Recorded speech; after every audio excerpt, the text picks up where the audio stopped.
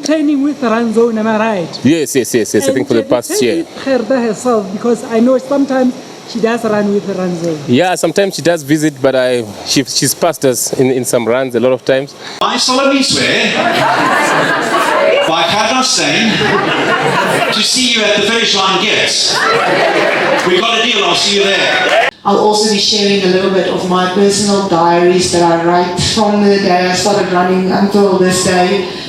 It's difficult to plan so far ahead. I definitely think that if I have the opportunity to go to the Olympics in 2028, I would grab it with both hands. You don't reach the goals that you want. You always feel like there's a little bit of unfinished business. So my expectations to be at this talk was really to understand the mindset of an amazing runner.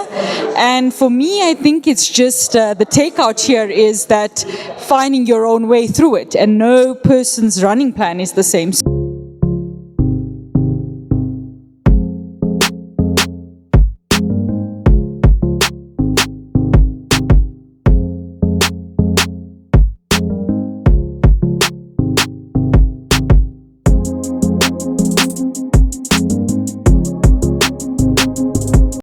Welcome to this episode of the Runners Podcast with myself, Rotokholo.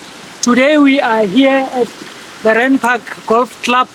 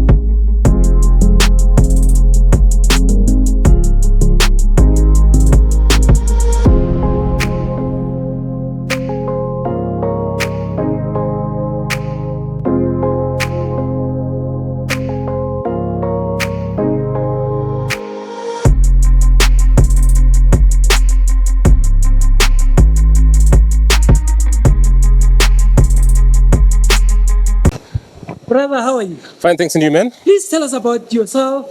My name is Clifford. I'm a runner. I've done 6 Comrades and several marathons in my training to Comrades, and I've come to the event today just to get some experience from other runners and from Gerda herself, just to learn something new and to get a reminder of other things that I just have to take into account into my training.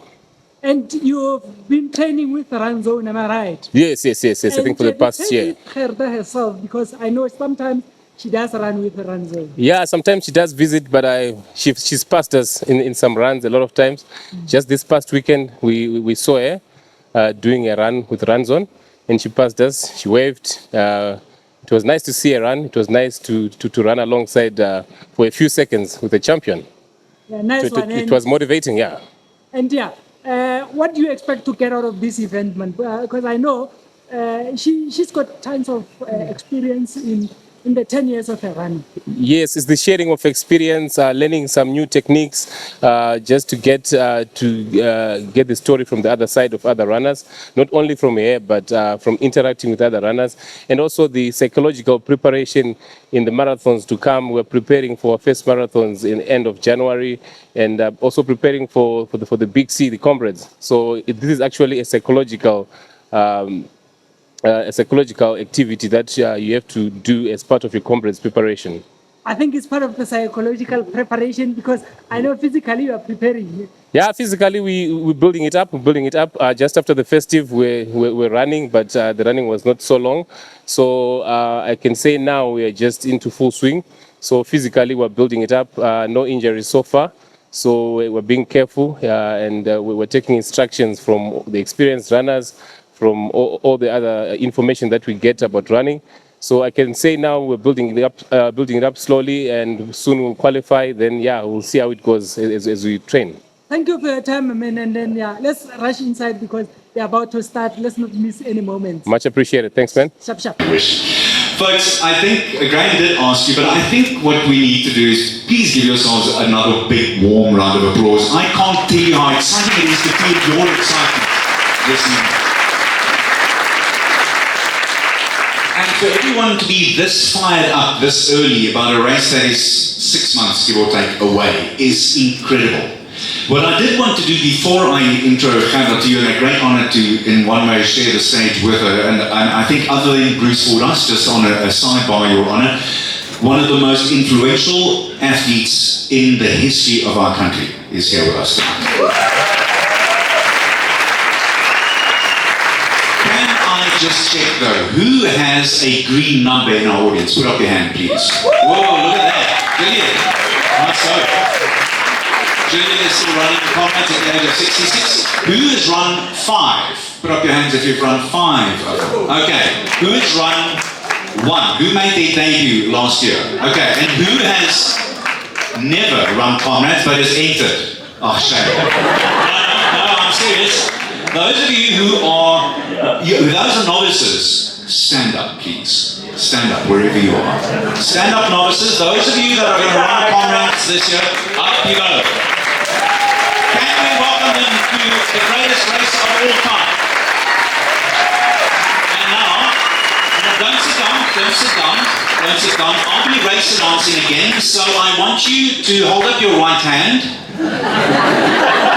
and all go, I solemnly swear, by Gerda Steyn, to see you at the finish line, Gets. We've got a deal, I'll see you there. I'll just give you a quick rundown on what we're going to do. Gerda's going to speak next. Then we got lucky draws, that number that you got at the door. Please keep that handy at the end of our talk and question and answer session, because we'll do a Q&A as well for about 40 minutes.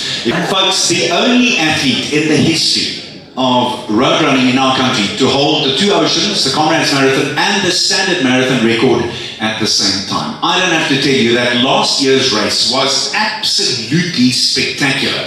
Not that any of the other wins were not spectacular, but I believe that this lady shows the joy of road running when she's out there with an absolute smile as big as what her fillings can handle out there on the road. I believe that is probably one of her biggest blessings. But not only that, you've seen how approachable she is. I believe one of the most humble people you could ever meet. I'm not going to take much more of your time than to do that intro, and I'm going to ask you to give Gerda Steyn a standing ovation.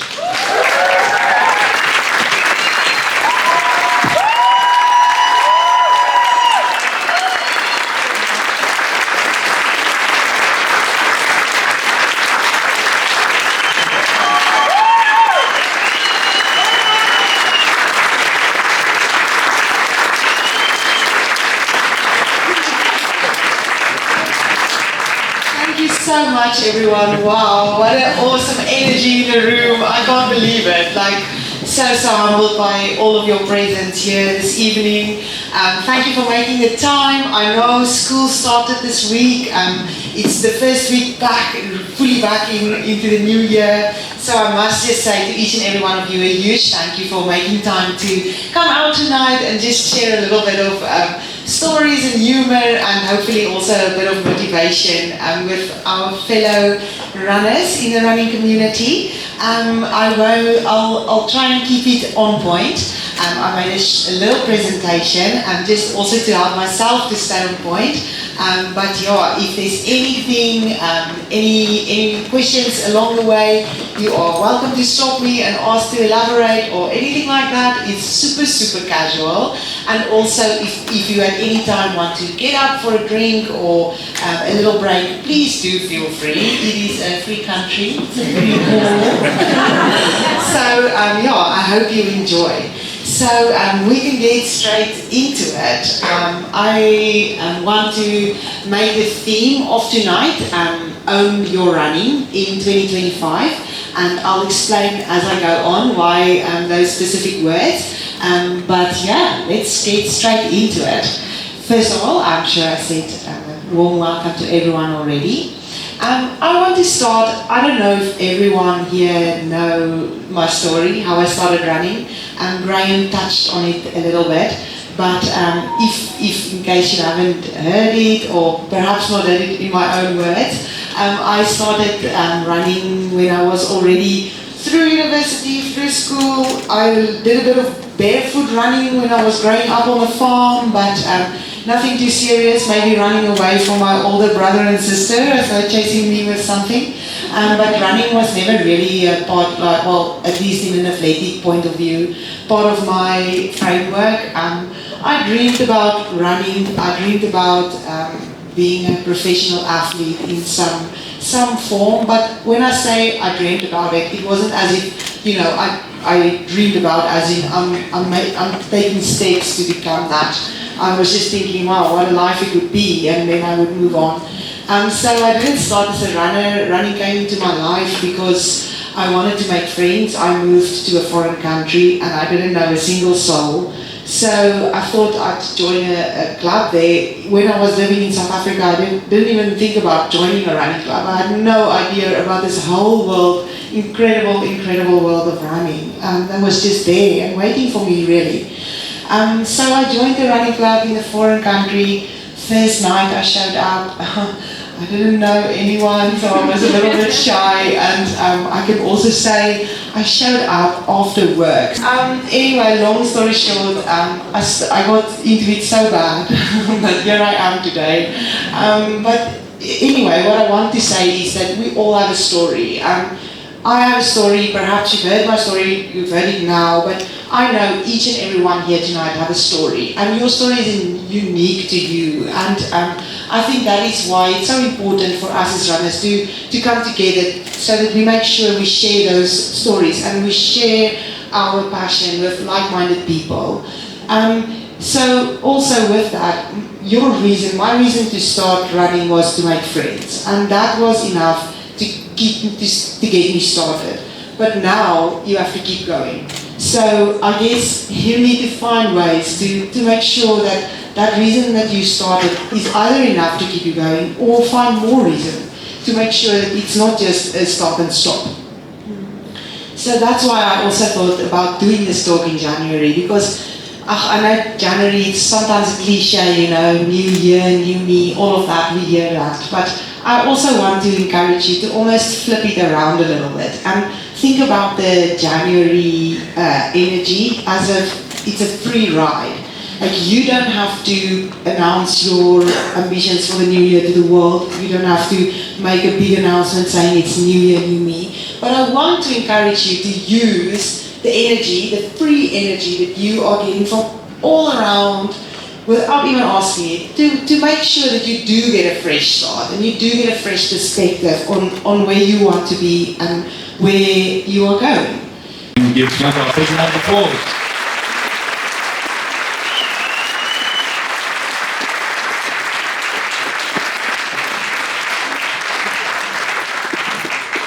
So, just in case, I'm also going to ask Duncan to wait for me at the finish line. I've got it sorted. So you've got to do it. I've got one or two questions to you, Gerda, and then we're going to take some questions from the floor. I do recall that after last year's Comrades Marathon, you posted the times that you were aiming to run. And most of them were literally within seconds of where you planned to be. How did you work out those times? Take us back to what the thought process was when you wrote them down, and how did it work out to almost to the second on the day?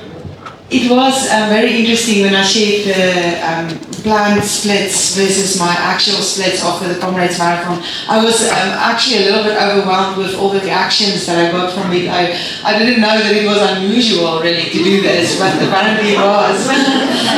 It's not really unusual. We all do it. She's a quantity surveyor. Yes, that's true. I do love numbers and figures. So I really like to work out my race plans really meticulously. But it doesn't just I don't just write the dream race plan. Again, it comes from a place of knowledge of my own fitness and my own journey towards the race. So I go back and I look at my statistics from my preparation that went into it, and I take that information and I write a plan according to what I saw in training. But I always have to have leniency. I don't think there's just black and white. I know that they can sometimes. It happens that, for instance, in 2023, I struggled to get going in Comrades. So I fell a little bit behind my plan in the beginning, but then later on picked up and then exceeded again the plan. So I know that some things can happen, but I try to stick to it on the day, especially in the first half of the race. I really try to. I know what my plan is, and I know this will get, I feel confident in the plan that I wrote, and I know that if I reach these specific time goals, I'll make it in the time that I want to on the finish line. And I am very strict with myself not to deviate in the first half. If I deviate, it is because I'm going a little bit slower, but remembering it, because I remember I have to then make it up later on, but to make sure I don't go faster than my plan. That is really how I make sure I stick to it. Spoken like a true quantity surveyor. Sorry about that. I don't think Gerda even remembers actually saying that at Two Oceans this year.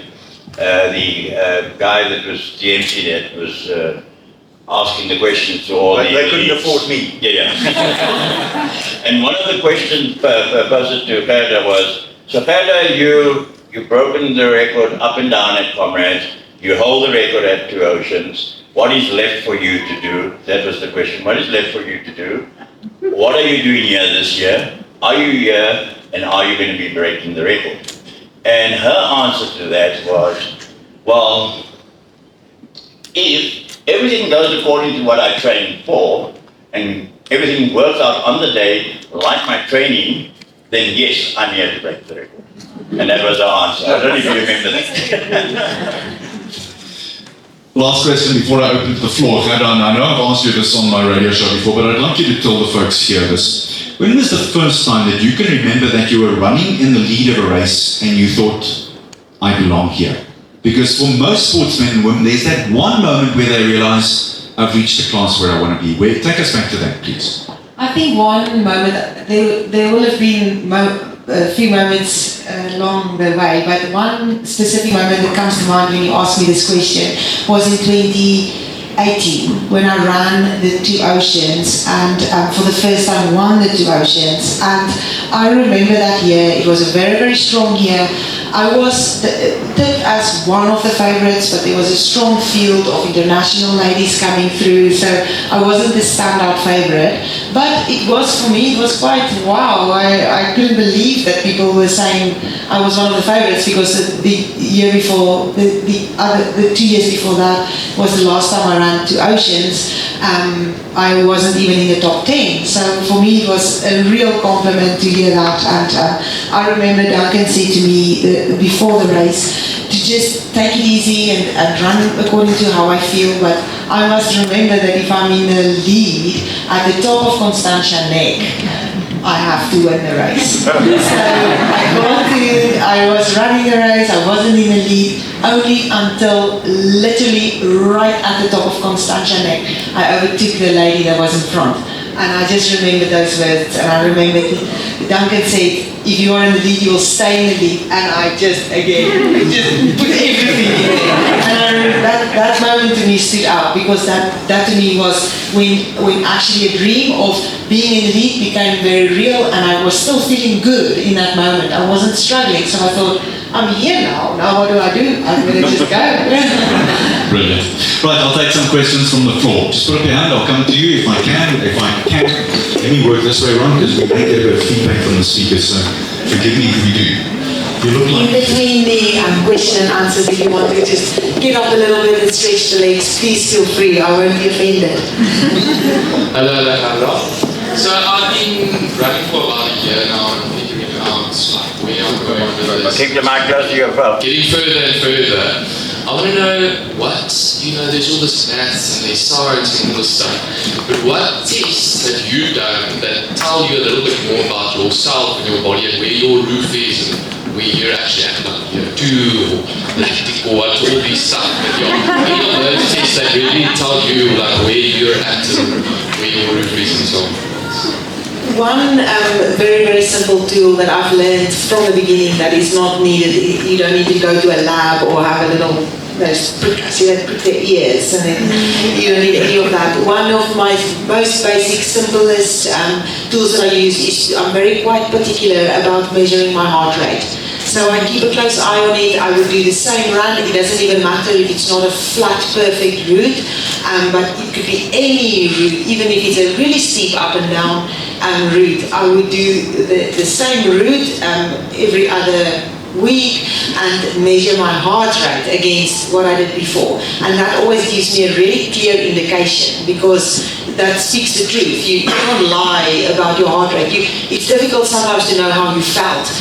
You could be quicker today than you were a few weeks ago, but did you put more effort in, or were you more rested, or there's so many elements. But I find that it's not perfect, but the most easiest way to measure that sort of progress and to try and look for the uphill curve is to measure your heart rate and just keep a little bit of a closer eye on that. So that's definitely my one tip that I would give and advise to you. Hi, Gerda, Frank here. Are we ever going to see you doing a trail run? And if you had to do a trail run, which one would you do? Yes, I will. In my second life as a runner, I will be a trail runner. So I definitely would love to. I do run on trails quite often, but I haven't really raced a trail, but it is something that I look forward to once I've ticked the boxes that's still to be ticked in on-road running. So yes, is the short answer. Just on that previous question, in Prof. Tim Noakes' book, The Law of Running, there is a guy, Jan Low, who worked on way before algorithms and all the rest of it, meticulously. If you ran a certain amount of kilometers from January, in those days the race date was on the 31st of May, and you ran a certain amount of kilometers and you ran a certain time from 5Ks all the way through to 64Ks, because there used to be a 64K race in Bloemfontein. And then you'd be able to work out almost exactly how fast you can go based on your 5K time at Comrades, if you did the amount of training. So you can go and look it up on the net, Young Low. It's a brilliant piece of work, and it still works beautifully. We used to work, I was very lucky to spend 6 years training with Bruce Fordyce. We used to work on a 5K time trial at the Rockies time trial at Zoo Lake. Yeah, right. And if you ran 20 minutes for 5Ks, we used to say, well, you're in about 3-hour shape, and you're in silver shape for Comrades. And that was true virtually every single time. So Gerda works on heart rate. Some people work on times. Those times don't lie either, and it's like heart rate. Okay, another question. I'm going to try and do this. No. Go past. That's good. I know a lot of the people here tonight are coming for some motivation. There's a lot of people running their first Comrades. I'm running my first marathon next month. And to say I'm nervous is a very big understatement. So if you could talk us maybe through like your first marathon or your first Comrades and how you overcame your nerves in the day leading up, and especially at the start line, because that's a very terrifying moment, very daunting. That would be great. Oh, absolutely, yes. The nerves are going to come, for sure, especially on your first one. It is inevitable. Everyone feels like that. And I think that is what you have to remind yourself. Everybody feels like that. Everybody stands there and they look completely in control. For someone else looking at you, you're going to look completely in control. So just not to think that it is unusual. And again, perhaps practicing that in training. Make on a certain day, say, today I am starting my run at 6:30, same as my race time, and I have my start line and I go through those motions, visualizing those motions. And then when you stand on the start line, remind yourself, tell yourself, I've been on the start line of a marathon, I have done this before. Just say that to yourself. Tell yourself that with confidence. I have done a marathon, I've stood on the start line, and I ran really well, and I finished it. and you will feel like you've been in that scenario. And then just say, in that moment when I was standing on my start line, I felt calm, and therefore I'm calm now. And also just remember that the nerves last until the gun goes off, and then it just disappears. It will just, you will calm, and you will start running, and you will think there was no reason to be worried. One sentence about that, and it's very simple. If you haven't seen it in your mind's eye, you can't do it. Visualization is crucial. I'll leave it at that. Question here. Yes, thank goodness it's in the front. Awesome, thanks, Gerda. It's a pleasure to be here. I just want to find out, what does your strength training routine look like? Do you incorporate plyometrics? Do you do resistance training? How often? Yes, certainly, and I think that is something that runners are like, oh, don't talk about it because I don't do it. But I do try and keep my body strong outside of running. I feel always like running is so the same movement over and over, but to make sure that the muscles around the muscles that you need for running is strong is very, very important. So I do strength training. People's opinions differ. Some people do with heavy weights, some people prefer Pilates, some people prefer yoga. I prefer sort of just body weight exercises in the gym, nothing fancy, just a few resistance bands, a few light weights, but just to do something rather than nothing. For me, as a professional athlete, perhaps I'm fortunate I've got more time. During the day, I try to incorporate some form of cross-training, and I try to do it. I try every day, but it can't be every day, so most days. But if you don't have that time in your hands, then try to think about it as doing something rather than nothing. Your routine might look different to mine, but it doesn't always matter so much, just as long as you do something other than running. It is very important, and it just keeps those injuries away. It keeps you longer on the road. Sometimes it's worth it to just skip a 5-kilometer run and rather just pay attention to the core and all the other muscles, stretching and rolling. It's very, very important to incorporate those things, and I think runners have learned that now also. If you see all the best runners in the world are doing some form of cross-training, some form of body exercises to make sure that those muscles stay strong and that you can, build on your weekly kilometers and have a stronger body in general. I'm actually quite offended by that question. Can't you see Gerda's biceps? She does a hell of a lot of Hi Gerda, my question is around nutrition. You spoke a lot about exercise and preparation, but just want to know what does your nutrition plan looks like? Again, I think my approach to nutrition is very similar to my approach to running and training. It's to making sure I get those basics right and to keep it very straightforward.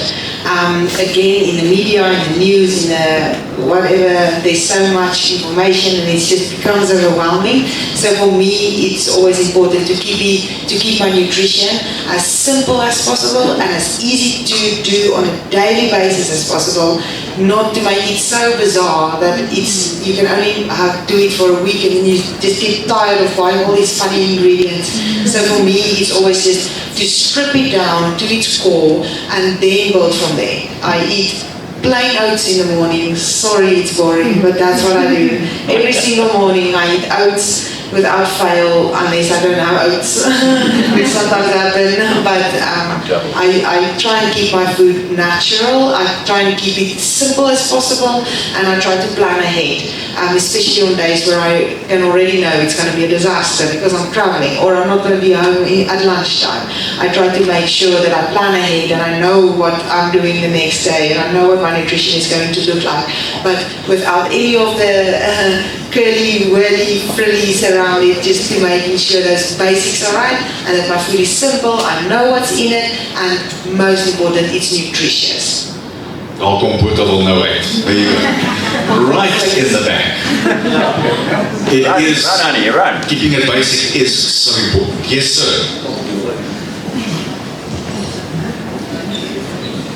Thank you so much, and thanks Gerda for being such an inspiration on and off the field. My question to you is, what is it that you enjoy most? Is it the ultras or is it a marathon? And I'm asking that because I know there's friends of mine that have given up Comrades because they want to improve their marathon times. Is there something that, makes one a better marathoner as opposed to a Thank you so much for the question. I'm worried to answer the question because I know everyone is different and not even everyone here is running the ultras or even a marathon so we're all different, and that's what I want to say first before I answer the question.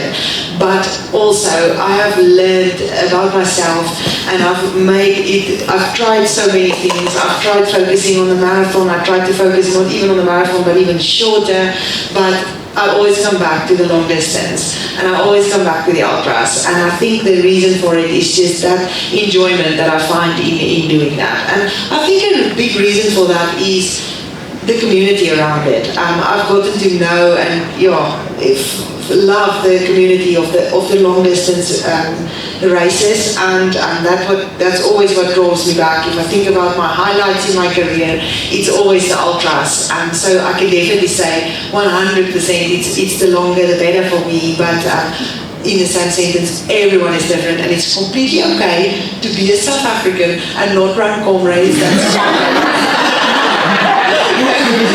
No one's going to knock you up. It's just important to know yourself and to know be honest about what you love and just stick to that, because in the end of the day it's your journey and you need to work out what works for you. Right, I'll take 2 more questions. Right, I'll come to you now, in the middle here. Yeah.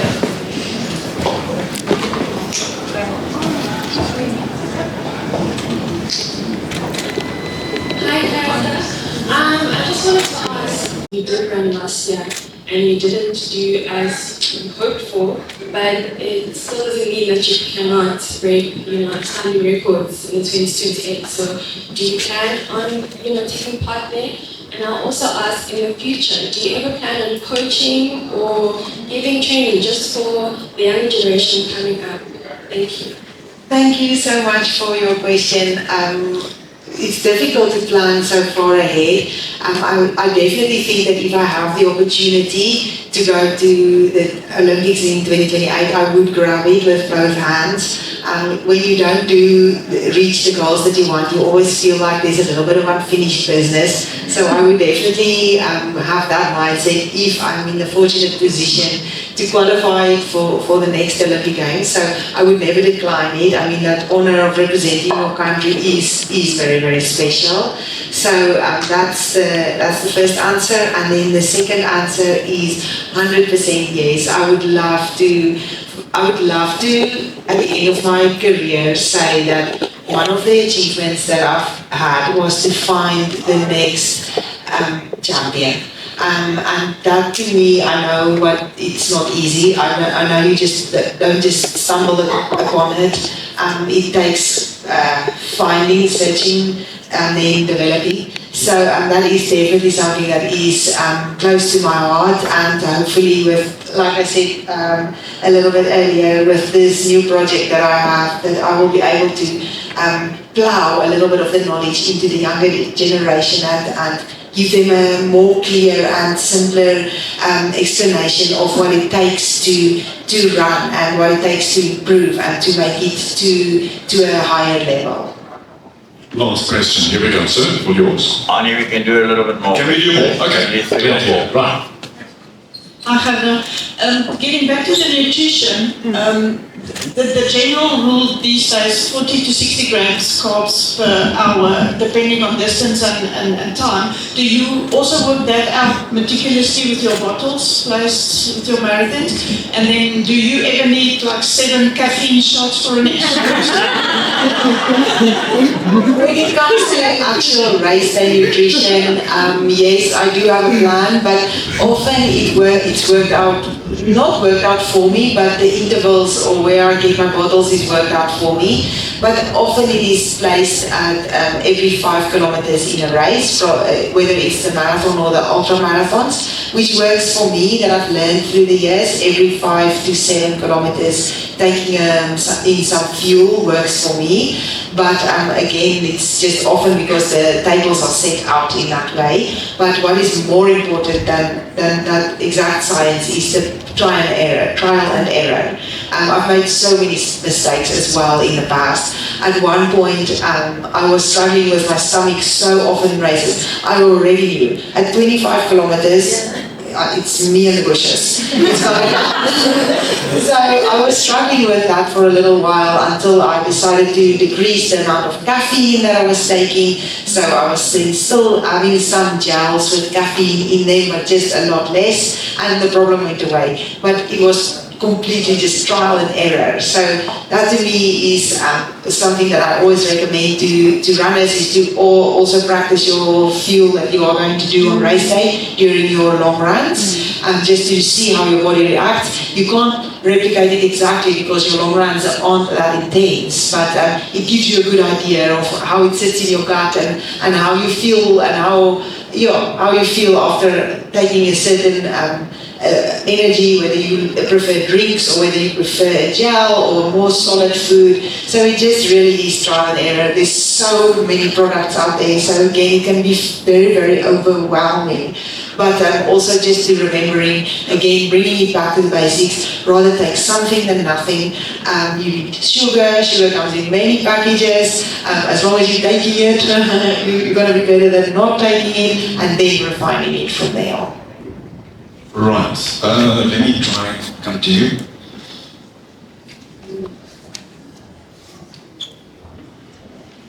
Hi, Gerda. Thank you for taking the time to talk to us.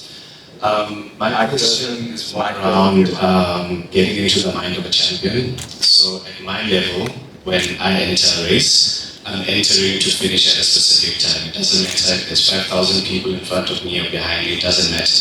But when you enter a race, you're entering to win.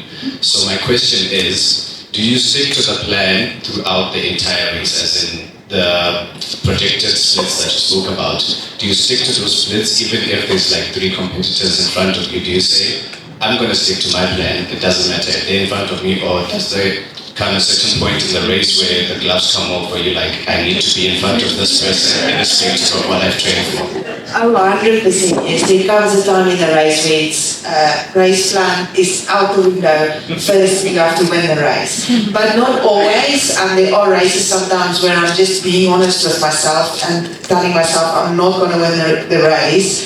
My goal isn't to win the race. For instance, I ran Valencia Marathon at the end of the year, and I'm on the start line thinking, my goal, I'm not here to win the race, I'm here to follow my race plan. I want to run my personal best, and then I follow it like anyone else, everyone else. But in races like the 2 Oceans or the Comrades, where I'm there to win the race, it definitely happens where you have to say, my race plan, it doesn't count anymore now. I have to follow the race strategy, I have to follow the tactics of those around me. But in my case, what I often do is I try to control it before I have to follow it. So I would try and be dominant enough to control the race. So actually I'm still following my race plan, but also it might look like it's a race because there are strategy and there are tactics, so it makes it very interesting, honestly. It's not always that visible to see on TV or people, of course, it's not easy for commentators to know what your plans are because you didn't share it beforehand, but often race strategy would override your race plan. That's why you can't trust commentators. Talking about marathon, 2:24.03, your personal best. That's just a tad more than 80 odd seconds behind Glenrose Carver's relatively brand new national record. Your thoughts on that, and when you'd like to try and put that together and have a go at it? Glenrose ran so well last year at the Cape Town Marathon. I was watching the race and I was watching the weather forecast before the race. I thought, it looks windy. I don't know, I'm sure there's runners here who ran the Cape Town Marathon last year and it looked stormy. So I thought, wow, it's going to take a special performance. And then as the race went on, Glenrose just got faster and faster, and she broke my record with 1.5 minutes. And it's actually so interesting because that record stood for 30 years. And then in 2021 I broke the record. And then since 2021, myself broke it again. Another lady got quicker than the record I set in 2021. Luckily I had it already quicker than that, so I kept on hanging on to it, and then Gerda's broke it again in 2024. So it's actually so interesting how sometimes it's like a mudslide. But she ran incredibly well. Of course, it would be an honor for me to get it back. So I hope that there will be an opportunity for me to run a fast marathon. But to me, it's always, I know my passion. I know Comrades into Oceans is first on the list. So I allow myself at the end of the year another marathon. But it's not always to say it's a fast and flat marathon. And of course, it's not always to say I'm ready. So hopefully in the future, I can challenge it again. It would be a massive dream for me to achieve that time. But yeah, for now, I have to just hand it to her and let her have the honor of carrying the, I don't know how to say that, flat. Okay. You heard it first here. Okay, we had a question. There we go. There was one back there as well. Good evening, everyone. Congrats and congratulations. My name is Lady. You are one of your best friends. But one question for you. My question is, how do you balance your running career with your other aspect? And my second question is, how do you handle, if you have maybe injuries, how do you handle it? But I'm very motivated. I remember when I ran my first 2 oceans, my time was 1 hour 35. But Sunday I ran the version, it was 2:52, so I need to go back and reassess what I did and now, but I'm very motivated. Thank you so much. Oh, I'm so happy to hear you are motivated and you don't have to worry. Like I said, running is like this for everyone. So for me to balance running and other obligations, I think I'm fortunate in a way that I can choose when it's running. Running is my career, so it's never frowned upon when I say no to something because I'm always prioritizing my training. But there are luckily times where running and training is not so intense, like for instance January. So then I try to fit in as much as I can, but when it's time to train, there's no distractions. I focus 100%, zone in and laser focus to get towards my goals. And then the second question was injury, of course. For me, the golden rule is to try to prevent it rather than trying to cure it or overcome it. And that has always been my number one tool and my number one viewpoint. I try to prevent the injuries by strengthening, doing my strength work and making sure I don't overdo it. When I feel something, I pay attention to it. I act quickly before it becomes a bigger problem. But sometimes you do make a mistake and you do get injured. But then it's just again to believe that it's not an all failure. You just have to get through it, not be too hard on yourself, move on and try again better with more knowledge next time. Last question. All right, I'll come to you, Matt. Just a quick one. So I want to ask you, I know something, obviously sometimes it's overlooked, but I know at races there's often people screaming and there's runners. Like, how do you manage the distractions and also so many people around you, your competitors? What goes through your mind knowing that you've got this, it's your race and you're going to run it? Because I'm sure there's many people on the side screaming and maybe your time is not accurate or whatever it is, but how do you manage those distractions around your race? There are so many emotions and emotions in a race, and sometimes you miss a lot of it, or it takes you a long time after the race to remember what happened because you're so zoned in and it's so much adrenaline. But I have been very, very fortunate in races, especially here in South Africa, to have massive support, and I can say with all honesty, it's never been negative. I get so much energy from the crowds. It feels like it's coming straight into my body and it turns into energy and I can use it to propel forward. So it's just, I think, to process that energy in the correct way and making sure it motivates you and it doesn't drain you. That is definitely something. And again, to bring it back to the visualization, when I hear dogs bark and when I'm running, I think it's going to sound like that when people are cheering for me. Traffic is between my head in and I'm navigating through the cars. I think, it's going to feel like that on race day because there's going to be so many people. So to again, just go through those motions before I'm in it. It's the best way that I deal with it. Can we give Gerda a big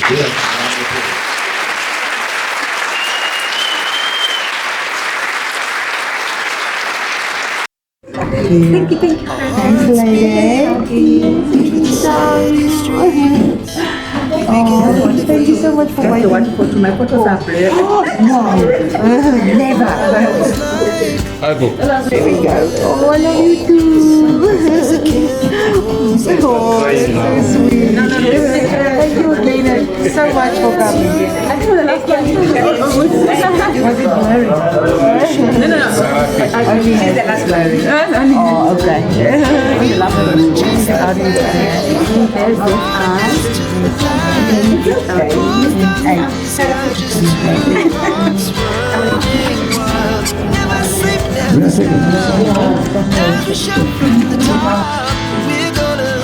We're gonna be two hearts running wild.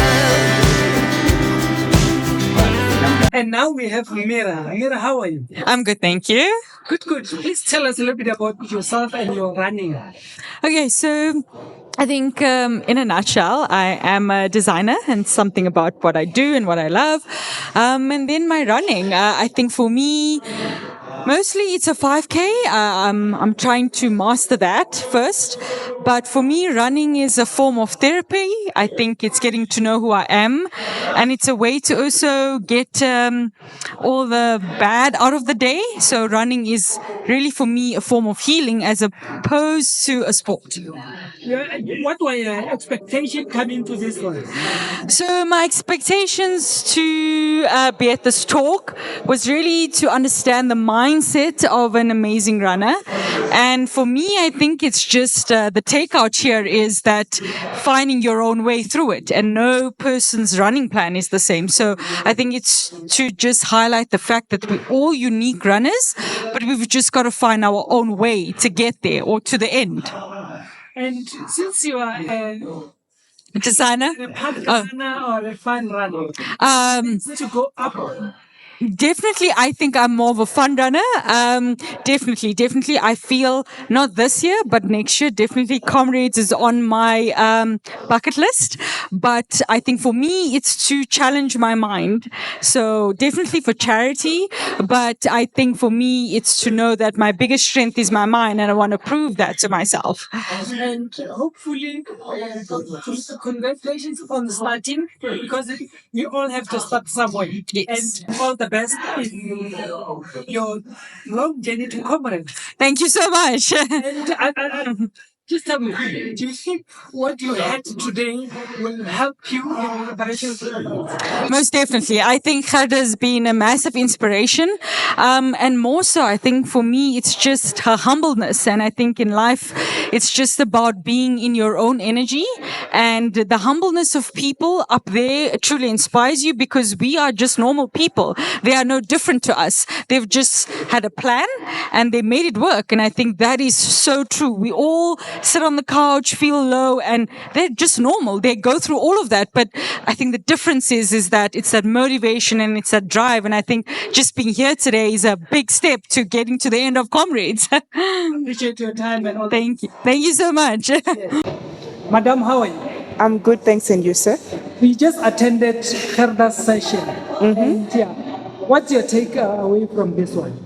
Very inspiring, very informative. I've learned a lot, and I'm hoping to do Comrades because I'm training to do Comrades. Maybe this year, maybe next year. So what's the longest distance you've done so far? 32. And what have you learned in running? Because, we come to running with different goals, but what have you learned so far before you go, you get in, like now that you are even inspired to do Comrades? What I've learned in running is that it keeps me sane. I love running. I've always been a runner since I was at school. So it's something that I love doing. If I go run, I come back a different person, and it keeps my day going beautiful. Do you have self-meetings when you run? Yes, of course, definitely. And that's it. You run in the morning or in the afternoon? Mostly in the morning, but I can run anytime. And after you run and you've had your self-meeting, you've got an idea. Do you go during the day to try and implement what you have envisaged in your run? Most of the time, yes, because when you're running and you're in your thoughts and you're planning and you're building and you're distracting and everything, then when you're done, the feeling that you have after running, you sit down and recuperate everything and want to put it into practice. And thank you for your time and all the best in running. Thank you. We've got the MC for the night. Please introduce yourself, sir. Hi everyone, Arnold Gates here. I'm a media personality and a professional for the last 41 years, and I've been running for the last 52 years, and very blessed this evening to be able to host Gerda Steyn as the MC. Fascinating look into the brain and how she thinks about her race preparation, particularly on the mental side, and also how much visualization she actually does, and doesn't just visualize going through the race and flying along, but also making scenarios up in her own head where perhaps sometimes the race doesn't go according to plan, and she has these standby plans, these emergency plans that she makes up in her mind and visualizes before the time. It truly was a fascinating look inside the mind of a champion. And having been in media journalism for this long, I mean, you've interviewed a lot of runners, a lot of athletes and stuff like that. What takeaway from her session today? Well, not only just the visualization, obviously, that's the one takeaway, but also that she's rather casual. I don't think that Gerda trains in a casual way, but she's also happy that when she feels a niggle, she takes a day off, she rests, she makes sure that she sticks to her strength program, and that when she trains hard, but she knows when to back off. And that has always been the trademark of truly great champions, particularly in road running, because road running is very punishing. The great 9 times Comrades winner, Bruce Fordyce, my old training mate, he was very good at that too. When there was a niggle, he'd know to take a day or 2 off, have it seen to before it becomes a major problem. And that is something that all of us road runners can learn from these greats. And listening to her and looking in hindsight to your younger self, what could you taken from this and applied to your younger self? I would have been telling myself after listening to Gerda today to not be so hard on myself. I was incredibly hard on my running career in particular. Very, very hard. When there were failures, the sky would come down. It would be the end of the world. And I listened to her now and I realized that cost me probably better races soon afterwards because I was so incredibly hard on myself. And there were many failures. Comrades, silver medals missed by just this much. And then afterwards it would be sack, ash and cloth. And it obviously is not that serious. But at that age, when you're 24, 25, 26, it was pretty serious. But now I understand one can take the pedal off a little and relax and not be so hard on yourself. So it's more of that thing of learning every day. You learn up until you're never too old to learn. But if you add what he said to what you know, what advice can you give as an experienced runner and a journalist to the younger South Africans, especially our ladies, because I mean we get this type of characters once in a while. It was Caroline Watson, and I was looking forward to maybe a 10-year in Comrades, but she retired very early. And she's still going, 10 years later, she's still going. So one of the things that I think all South Africans in all walks of life, not just athletes, but to learn from people who've been there already. People who you can look at and go, I admire that person, I admire what they've achieved, and I can see how if I follow the road that they've blazed already, how I can make the country a better place. My working theme for that always is stand on the shoulders of giants. We've got giants who work next to us, who've worked ahead of us, and who work behind us that we can learn from. People that can mentor us. And if one listens to all of that wisdom, you're bound to be wise yourself eventually. Thank you for your time, and my pleasure. We are delighted to have you on our channel, and continue to shine. Because, thank you. I mean, you don't stop shining because you are grey now. Thank goodness. I hope it lasts. Thank you. Thank you. After this informative session, how are you feeling? I feel definitely very motivated, and it was fun talking with such an inspiring idol or role model. I think what stood out for me is how she takes everything and she makes it less complicated, and she just strips it down to what's the bare minimum and what you can do with it. And you don't need all these fancy things or all the genetics or all the nutrition or everything to be right for you to be a runner. So I feel very motivated. Tell us about yourself a little bit. I'm Nicole, and I'm 23 years old, and I stay in Joburg, and I run with Run Zone. What inspired you to come to this event? Because you're a Run Zone member, or you wanted to see Gerda Steyn talking? Because she's been running with the Run Zone for what I know. Well, I appreciate Run Zone for creating the opportunity to have this talk with Gerda. So definitely, yes, if it wasn't for Run Zone, I wouldn't have been here. But I did come to hear Gerda speak and see what she has to say because she's very inspirational. What's your takeaway? I think like everything she said, you can use in your everyday life and not just in running. She gave a few very good tips, like the acronym MAGIC. And yes. Thank you for your time. I almost mistaken you for Of course. What is your name? My name is Esty, and I'm Gerda's older sister. Oh, it's good to meet the family. Yeah, of course. I mean, you came here to support your sister. Yes. You must be a proud sister, Gerda, seeing her achieve this much in running. I am extremely proud of Gerda. She is such an inspiration. And tell us, what do you do for fitness? Me?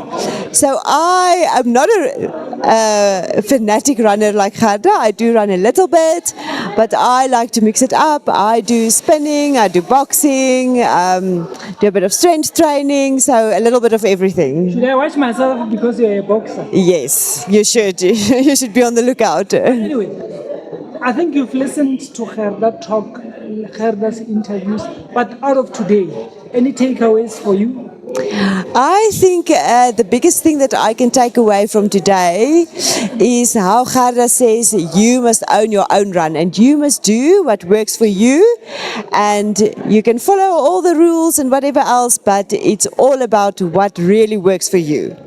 Hi, I'm Simone. I'm the marketing manager for Rogani Juice. So we're a company called Rogani Juice. We're actually farmers, the biggest farmers for carrots, and we grow about 300 tons of carrots every single day. And we make all our juices, our vegetable juices, from fresh carrots, fresh vegetables, fresh beetroots, fresh pineapples. So it's literally the fresh carrot goes in on the one side and the juice comes out on the other side. We don't use any concentrated syrups. We don't use any added water, any added sugar, any added preservatives. It's clean, clean, clean. So the benefit of this to runners, I mean, I've got the beetroot juice here. We've actually got a range of 9 variants, but I've just brought the beetroot one with because this is very beneficial for runners, in particular, a great source of energy, and it actually supports runners tremendously by actually enhancing performance. So yeah, because it's made from fresh, it's like eating a fresh beetroot and getting your 5 in a day. And tell us, why are you here today? Because I can see you are passionate with your product, but specifically at this event here, why are you here? So it's a very big thing that we're here today because we have officially partnered with Gerda Steyn as her official health drink partner, and we are her preferred vegetable juice and juice to drink as a whole. So we're here to support Gerda Steyn with her motivational talk to all aspirational runners, and to basically support the runner as well, and showing them and let them, get them to know our product and to understand the benefit thereof, the naturally high in beta carotene, naturally high in vitamin C, and then also to just support Gerda in this amazing initiative. How can we get hold of your product? So our products are available nationally. You can find it at all leading Checkers, Food Lovers Market, Dis-Chem stores. You can find it at all independent wholesalers. You can find it at Spar stores, Pick and Pay stores. It is absolutely all over the place. You can also buy it online at ruganijuice.co.za.